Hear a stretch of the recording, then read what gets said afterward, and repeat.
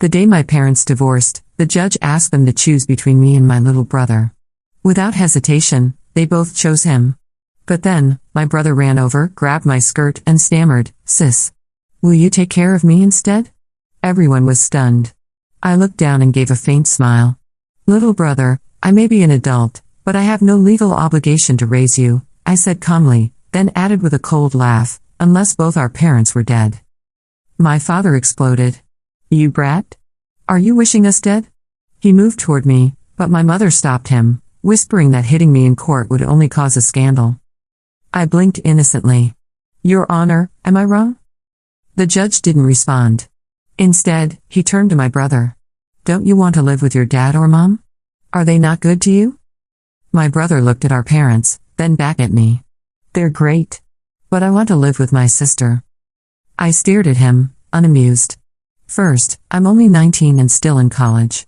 Second, I'm not your legal guardian. And third, I don't have money to feed a little money pit like you.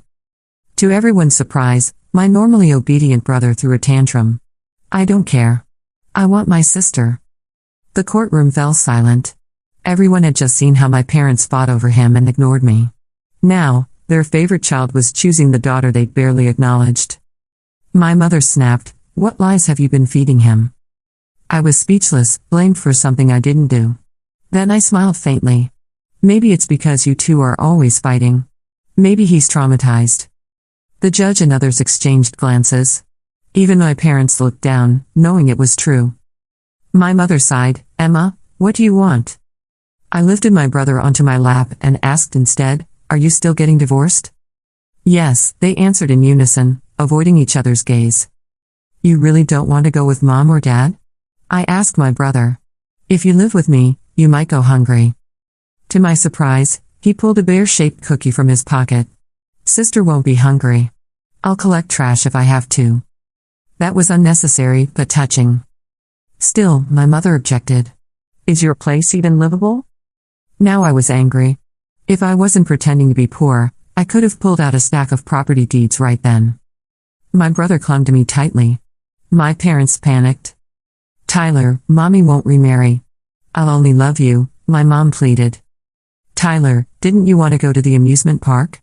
my dad offered. I had enough. "I won't only love you. I can't take you to parks. I live in a rundown apartment. Choose." Without hesitation, he repeated, "I want my sister," 3 times. Instead of taking control, my parents turned to threaten me. "Take good care of him, or else." I cut them off coldly. "Or else what? I'm your daughter too. I'm not his nanny." Looking at their shocked faces, I added, "How I take care of him is none of your business." Later, I took my brother with me. In the car, he tugged my skirt. "Sis?" I answered with a soft and made a call. "Mr. Hudson, please send 10 sets of clothes for a 9-year-old boy, 1 set for each season. Deliver to Skylight Bay. Ask Mrs. Lee to clean the house and stock the fridge. I'm moving back tonight." "Yes, miss," came the reply. My brother gaped. "Aren't you poor? 10 sets?" "Yes," I smiled. "So poor I can only buy you 10 sets. In reality, it was 40. He stared in disbelief as I led him into my rundown apartment. The living room was elegant, marble floors, crystal table, plush sofa, and fresh fruit on display. He blinked at the space and mumbled, "So, this is what a rundown apartment looks like?" Finally, he realized he'd been tricked. Tyler's little hands gripped my arm as if letting go meant losing everything. I had never seen him this desperate before. My heart twisted, but I kept my expression neutral.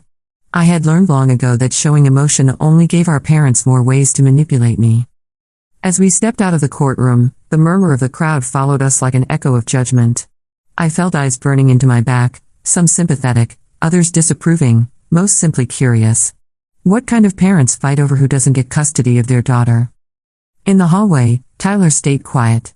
His earlier tantrum had exhausted him. I crouched down to his level and looked him in the eye. "Tyler, why me? Why not mom or dad?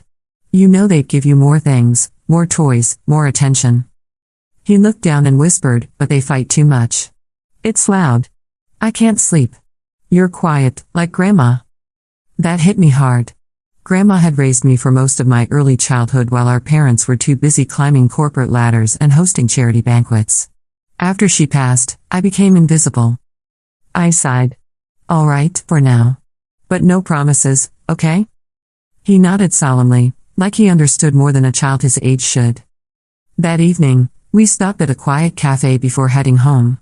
I needed time to think, and he needed food that wasn't shaped like cartoon characters. Tyler sat across from me, swinging his legs, carefully sipping hot chocolate. I was about to speak when he asked, "Do you hate them?" I didn't answer immediately. I didn't want to lie, but I didn't want to be cruel either. I don't hate them. I just stopped expecting them to care, I finally said. Tyler was quiet again. Then, if I grow up, will I stop caring too? My breath caught. I hope not, I said softly. But I hope you learn to care about the right people. Later, at home, or rather, the rundown apartment, Tyler explored cautiously, opening doors, peeking into rooms.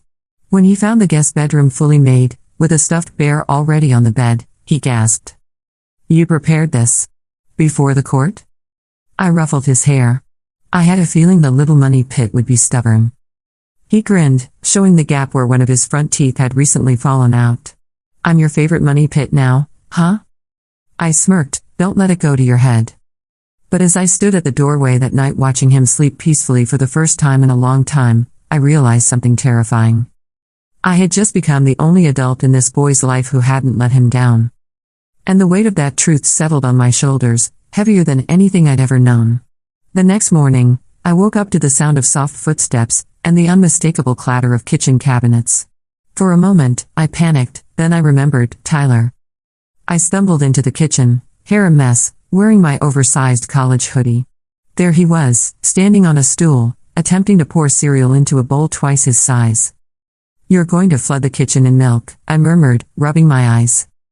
He turned, proudly holding up a crooked spoon. "I was making breakfast for you."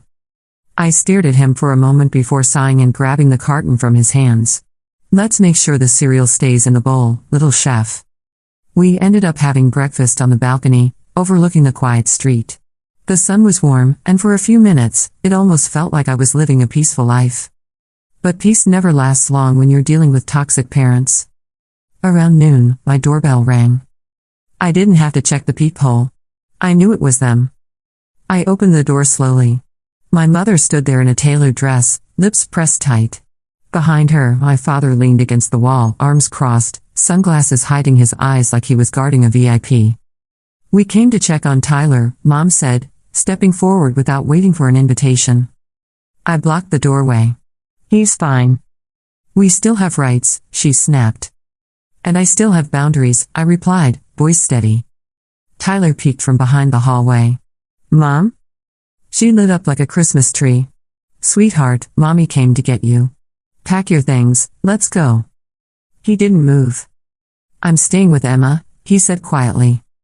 The silence was brutal. My father's face darkened. "What kind of lies did you feed him?" I folded my arms. "Funny, that's exactly what you said in court when he made his own decision." "We'll talk to our lawyer," my mother hissed, stepping back. "You're not keeping him forever." "Maybe you should have thought about keeping him when the judge asked you who you wanted," I said coldly and shut the door in their faces. Tyler was sitting on the floor, arms around his knees. "Are they mad?" he asked. I sat beside him. "They're always mad at someone. Don't let it be you." He leaned into me. "Will you still let me stay?" I didn't answer right away. Because the truth was, I wasn't sure how long I could keep this going. I had classes, bills, a job at the campus library, and now, a little boy who just wanted peace.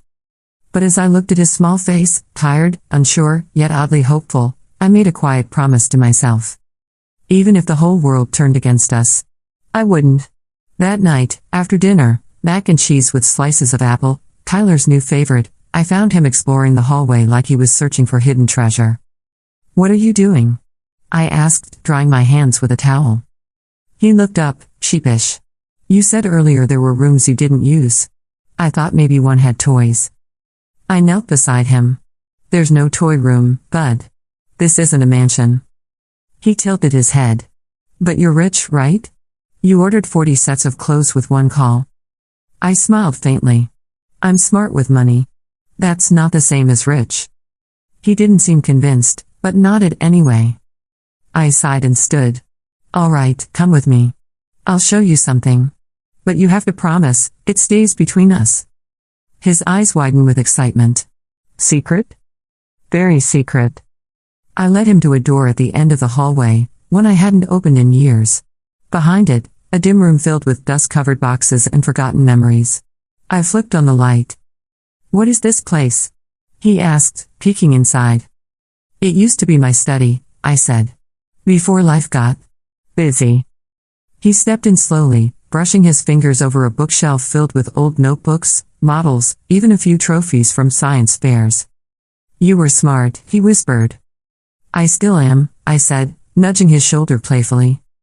There was silence as he picked up a framed photo. Me at age 12, grinning with grandma, holding a certificate. He stared at it. Did she love you? I took a breath. Yeah. She really did. I think I'd like her. You would've. Tyler kept wondering. Can I turn this into my room? I blinked. You want this room? It feels safe. I looked around, the dusty curtains, the cracked desk, the smell of mothballs, and then at him. He wasn't thinking about comfort. He was thinking about peace. I ruffled his hair. Then we'll fix it up. For the next 2 hours, we cleaned, wiped, and even danced a little with brooms in hand. Tyler kept laughing, real, unfiltered joy. And somewhere in that messy, dust-filled moment, I realized. This wasn't temporary anymore. This little boy had carved a place in my life, one I hadn't realized I was missing. A week passed. Tyler had adjusted to our rhythm surprisingly fast. He helped me sort laundry, badly, insisted on brushing his teeth with me every night, and even began memorizing the route to his new school, which he would start next week. He was still shy around strangers, flinching at raised voices or sudden sounds, but at home, he smiled more. He was learning to breathe again. And I was learning how to be a guardian I never asked to become. One evening, while Tyler was asleep on the couch, hugging his stuffed bear like a life preserver, I sat at my desk, going through my mail. Bills. Ads. A letter with no return address. Curious, I tore it open. Inside was a single sheet of paper, typed. No signature. Greater than you think you've won. But you don't know the full story. Keep the boy. Let's see how long you last. I stared at it for a full minute. Then I folded it neatly, locked it in my desk drawer, and poured myself a glass of water to keep my hands from shaking. I didn't tell Tyler. I didn't even tell Mr. Hudson or Mrs. Lee. But the next morning, I installed a security system. Discreet, state-of-the-art, and synced to my phone. I also asked Mrs. Lee to stock up on canned goods and first aid. She didn't question it. She never did. At night, I couldn't sleep. I lay awake thinking about that letter. Was it my mother? My father? A lawyer? A threat? A bluff? I didn't know. But what I did know was this. If anyone came for Tyler again, they'd have to go through me. I'd been dismissed and discarded too many times in my life. Not this time. 3 days after the letter, I received a knock at the door, not the doorbell, a knock. Calm. Measured. Dangerous. I checked the security camera. It was a man in a gray suit, holding a briefcase. Not one of my parents. Not someone I recognized. I opened the door a crack. Yes? Emma Blake? He asked, voice smooth and practiced. You've been served. He handed me an envelope and left without another word. I closed the door slowly. Tyler, coloring at the coffee table, looked up. Who was that? Just mail, I said with a forced smile. Go finish your drawing, okay? I opened the envelope at the kitchen counter. My stomach dropped. A petition for emergency custody revocation. Filed by my parents. They were accusing me of emotional manipulation. Of alienating Tyler. Of unfit housing and unstable income. A bold move, considering they'd left him in my arms like forgotten luggage. They wanted him back. Not because they loved him. Because their pride was hurt. I read through the false claims and half-truths until my hands were trembling. Then I grabbed my phone and made a call. Mr. Hudson? I need a lawyer. A good one. The next morning, Tyler found me on the balcony staring blankly at the sky. "You didn't eat breakfast," he said. I turned, managing a smile. "I will. Just thinking." He held up a piece of paper. "I made this." It was a drawing of me and him standing in front of our building, smiling. "This is our house," he explained. "And this is a shield. Because we're safe now." I stared at the crayon shield hovering over our heads and nearly lost it. He noticed my eyes and asked softly, "Are you going to send me back?" I knelt and took his hands in mine. "No. But some people are going to try." He didn't speak. Just nodded. Then he folded the drawing in half and put it in my bag. "Bring it to court," he said. "They'll know it's true." I pulled him into a hug, burying my face in his hair. For the first time, I wasn't just fighting for myself. I was fighting for someone who still believed in me. Court wasn't like the movies. There were no gasps, no dramatic speeches. Just cold fluorescent lights, rigid procedures, and the hum of tension that never quite broke. Tyler sat beside me, legs swinging, wearing the navy blazer Mr. Hudson had sent. He looked so small in that big courtroom. I wanted to shield him with my whole body. Across the room, my parents sat with their lawyer, polished, expensive, and smug. My father looked bored. My mother glanced at us like we were something stuck to her shoe. The judge entered. Everyone stood. The hearing began. Their lawyer was quick to speak. He painted me as a manipulative, inexperienced girl who had stolen her little brother for personal gain. He cited my age, my university enrollment, and my alleged lack of income. He called the apartment questionable housing. I clenched my fists under the table. Then our side presented the evidence. Mr. Hudson calmly listed my assets, my academic scholarships, my private residence ownership, and even letters from my professors supporting my maturity and stability. He handed the judge a certified psychological report stating Tyler's behavior had improved under my care. Then, he placed Tyler's drawing on the stand, filed as Exhibit F. The judge raised an eyebrow. "Miss Blake, can you explain this?" I stood. "Your Honor, my brother made it. I didn't ask him to. He told me to bring it to court because it's what he feels." The courtroom fell silent. The judge studied the crayon shield and two smiling stick figures, then placed it down gently. Finally, they called Tyler to speak. I objected. He was only 9. But the judge allowed it, softly, carefully. Tyler walked to the stand, climbing the step stool. "Tyler," the judge said gently, "can you tell us where you want to live?" He looked at me. Then looked at our parents. And said, clear and steady, "I want to stay with my sister." "Why?" "Because she listens when I talk. She doesn't yell. And she doesn't make me feel like I ruined everything." The words hit like a slap. My mother's lips curled. That's what she told him. She turned him against us. The judge silenced her with a look. No verdict was made that day. It was a preliminary hearing. But as we left the courtroom, I knew we had won the first battle. Tyler held my hand tightly. "Did I mess up?" I shook my head. "No. You were brave." He grinned. I had my shield. A week passed. The final custody hearing was scheduled for Friday morning, and the silence from my parents had been deafening. No more letters. No surprise visits. Just stillness. Which, in our family, was never a good sign. Tyler had settled into his new school. Every day he came home with some little story, about a teacher who gave him a sticker, or a classmate who let him borrow a pencil. For the first time, he seemed like a real kid.